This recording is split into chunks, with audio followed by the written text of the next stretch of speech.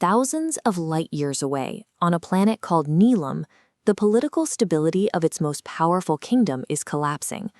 Mandar's ruler is on his deathbed, but the crown of Mandar isn't simply handed down to the oldest child.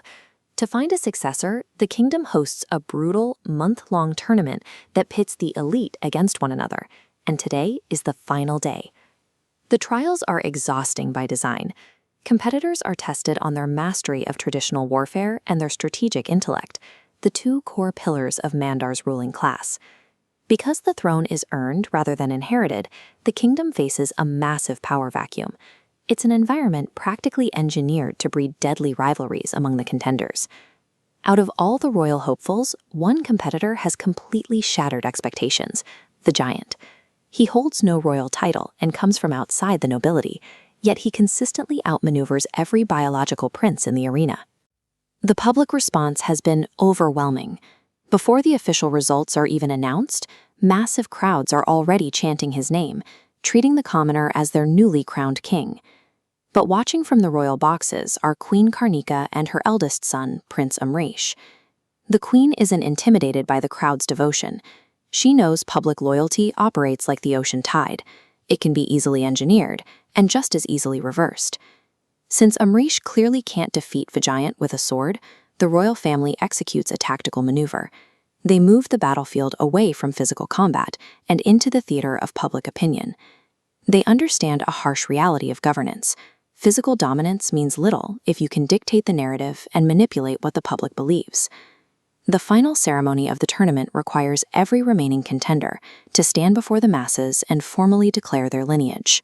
When Vijayant steps up to the microphone to claim he is the king's adopted son, Prince Amrish intercepts him. Amrish seizes the public broadcasting system, ensuring his voice echoes across the entire stadium.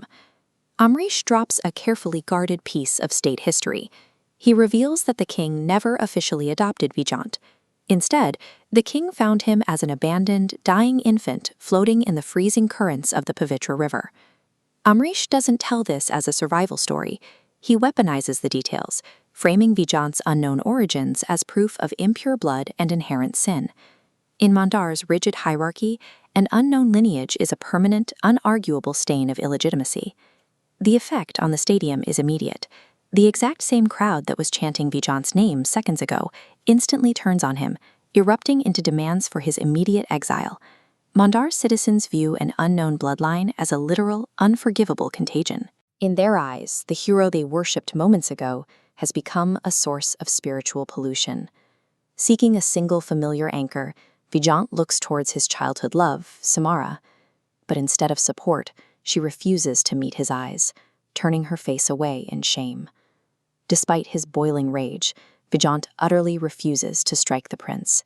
He lowers his weapon and walks away, but not before roaring a promise that the planet will one day beg for his forgiveness. The queen's strategy worked flawlessly.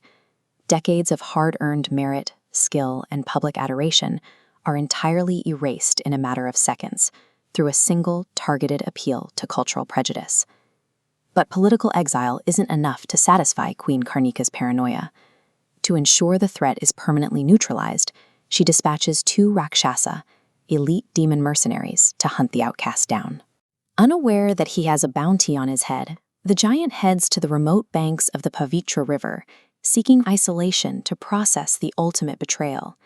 The mercenaries strike without warning. Relying purely on reflexes, the giant catches a lethal arrow inches from his spine and engages the heavily armed demons using only his bare hands.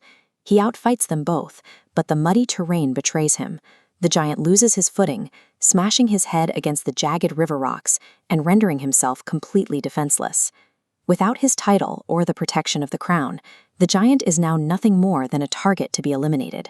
With no allies left to save him, his survival now rests entirely on chance. Unconscious and bleeding, the giant's body tumbles over the edge and into the violent, churning undertow of the Pavitra River. The mercenaries watch from the bank, but they refuse to pursue him. The current is dragging Vijayant directly into the shop at Vaughn, a cursed forest so notoriously lethal that even demons won't set foot inside. As the freezing water pulls him under, a strange hallucinatory trance washes over him. He stops fighting the current, slipping away from reality entirely. And deep within the foliage of the cursed forest, a man-eating witch is already waiting, watching his floating body approach with a hungry, anticipating smile.